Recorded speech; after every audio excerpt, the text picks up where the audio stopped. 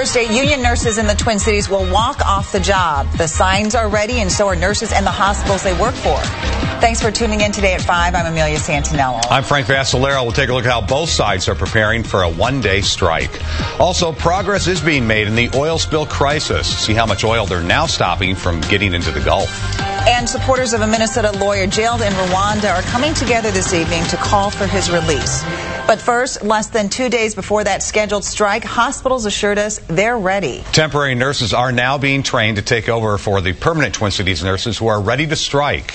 They've been busy making their signs in preparation for Thursday. And today, they also highlighted exactly why they're walking out. James Shugel found out why nurses say the hospitals are putting money over your medical needs. That's a big claim, James. It absolutely is. They talked about it this afternoon. Frank, the nurses say this is the proof. These 50 cases show where staffing was an issue in Twin Cities hospitals. Now, there are no dates listed, no names listed either, so verifying the stories would be nearly impossible, though the union has said it can name the nurse who reported each incident.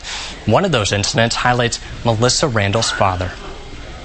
Hers is a story of sadness. My dad and his nurse were unfortunate victims of unsafe staffing. That nurse, Melissa says, was supposed to monitor her father for a stroke, but another patient needed attention at the same time.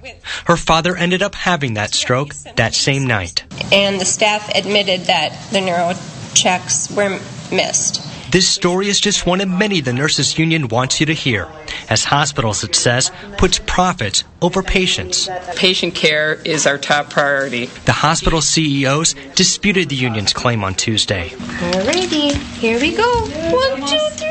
They insist their hospitals are staffed adequately, and they went on the offensive, promising the same level of care come Thursday. Our real focus here is making sure that we have consistent, high quality of care.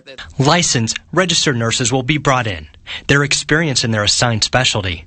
They're being trained in the areas they'll work. But we're going to do the best we can with the staff we have, and we're going to make our new nurses feel welcome and provide that safe care. But the union worries these temporary nurses won't know each other and won't work as a team, and that could put lives in danger.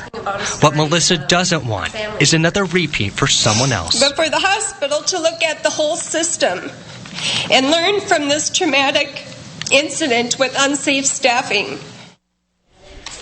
Those hospital CMOs were very reluctant to tell us how many temporary nurses are being brought in to help.